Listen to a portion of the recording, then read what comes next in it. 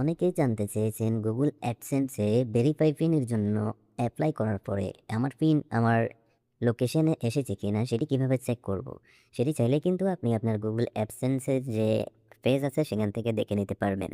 আমি এই ভিডিওতে আপনাদেরকে দেখিয়ে দিচ্ছি কিভাবে আপনারা চেক করবেন আপনাদের যে গুগল অ্যাডসেন্সের পিনের জন্য আবেদন করেছেন সেই পিনটি আপনার ঠিকানায় এসেছে কিনা। কথা না বাড়িয়ে আমি পুরো ভিডিওতে চলে যাব। রিকোয়েস্ট থাকবে এই যে আপনাদের জন্য ভিডিওগুলো তৈরি করি। ভিডিওগুলো তৈরি করতে আমাদের অনেক পরিশ্রম হয়। তাই ভিডিওতে অবশ্যই একটি লাইক দিবেন। আর এই ধরনের নিয়মিত ভিডিও পেতে চ্যানেলটিকে মাস্টলি সাবস্ক্রাইব করে রাখবেন। চাইলে ভিডিওটি শেয়ার করে টাইমলাইনে রেখে দিতে পারেন, যেকোনো সময় দেখে নিতে পারবেন। আপনারা চলে যাবেন সরাসরি আপনাদের মোবাইলে থাকা গুগল ব্রাউজার অথবা ক্রোম ব্রাউজার অ্যাপসটিতে। অ্যাপসে আসার পরে বন্ধুরা আপনারা এখানে সার্চ বারে ট্যাপ করবেন। ট্যাপ করার পরে এখানে সার্চ করবেন অ্যাডসেন্স লগইন লিখে। আমি আপনাদেরকে দেখাচ্ছি অ্যাডসেন্স লগইন এটি লিখে সার্চ করবেন। সার্চ করার পরে এই ধরনের পেজ চলে আসবে। এখান থেকে আপনারা সাইন ইন এখানে দেখতে পাচ্ছেন গুগল অ্যাডসেন্স google.com, এখানে আপনারা সাইন ইন অপশন পাবেন, এখানে ট্যাপ করবেন। এখানে ট্যাপ করার পরে এখানে আপনারা যে গুগল অ্যাকাউন্ট দিয়ে অ্যাডসেন্সের পিনের জন্য অ্যাপ্লাই করেছেন সেই অ্যাকাউন্ট এখান থেকে সিলেক্ট করবেন। দেখতে পাচ্ছেন এখানে কর্নারে ট্যাপ করবেন।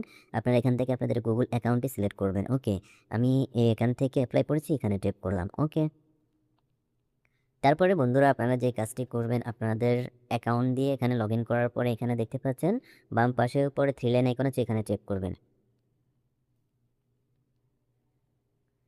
এখানে ট্যাপ করার পরে আমি এখানে ল্যাঙ্গুয়েজটি বাংলা করে রেখেছি। আপনাদের এখানে ইংলিশ ল্যাঙ্গুয়েজ আসবে।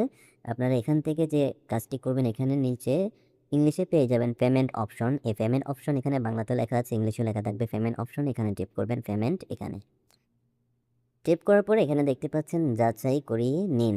এখানে ইংলিশে লেখা আসবে পিন ভেরিফাই। ওকে, আপনারা এখানে ট্যাপ করবেন। তো এখানে ট্যাপ করার পরে আপনি যদি এ ধরনের পেজ দেখতে পান তাহলে বুঝতে হবে যে আপনার পিনটি এখনো আসেনি আপনার ঠিকানায়।